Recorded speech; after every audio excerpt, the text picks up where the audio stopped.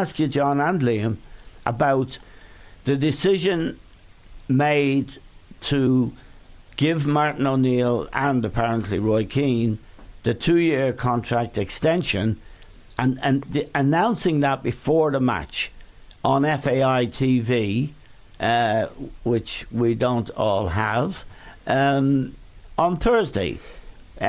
Would be better and more and properer to do it after these 2 games rather than before.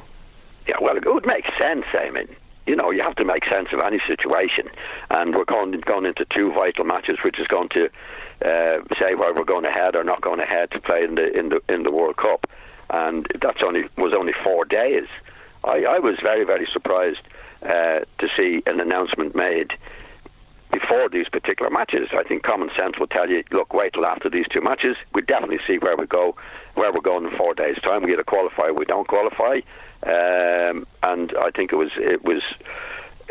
Well, I just don't understand how the decision could be made at the time that it was.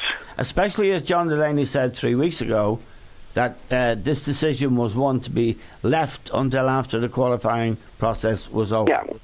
Well, that would make sense, Eamon. You know, in any situation. I mean, if there's 2 matches to go and there's only 4 or 5 days between the announcement and the second match, when we know exactly what's happening, I can't understand how you can't wait those few days to actually make what is a very, very important decision. Liam? I kind of understand the psychological aspect of giving a manager the thumbs up before he's gone into 2 big games, you know. I think Delaney and the FAI have done it in the past. I think they did it with O'Neill. And Trapattoni. The Trapattoni one probably proved to be a mistake. Probably Martin O'Neill, no. But I think it's a kind of he's going to keep his job anyway, so we might as well give it to him now, you know. Right. I don't think these 2 games, unless we lost at home to Moldova, I don't think these 2 games would have mattered in Martin O'Neill having his contract renewed, to be quite honest. So I think there's been a decision.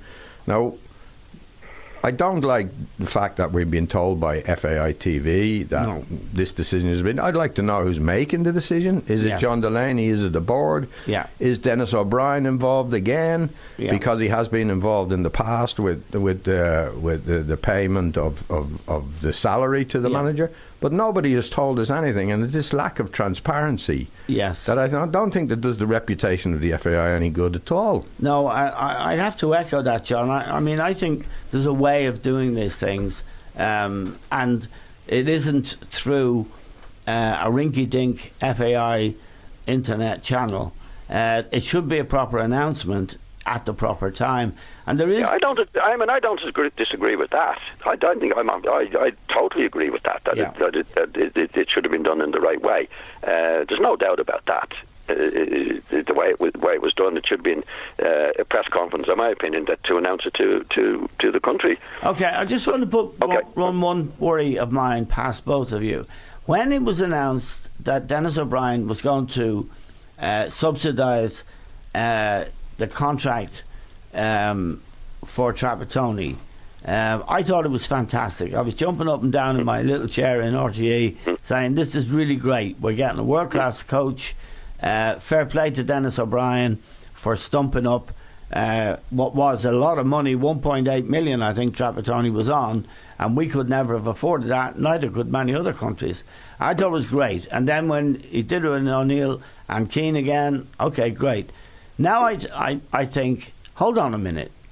If that's the situation and you're beholden to a very wealthy man to pay the wages, what happens if you decide to sack the guy or not renew the contract and your wealthy benefactor, and I'm not saying this happened, but it could happen, your wealthy benefactor said, well, you like Joe Bloggs, I don't fancy him, so I'm not going to So you put yourself in a position, don't you, when you accept the sort of the money that we've accepted.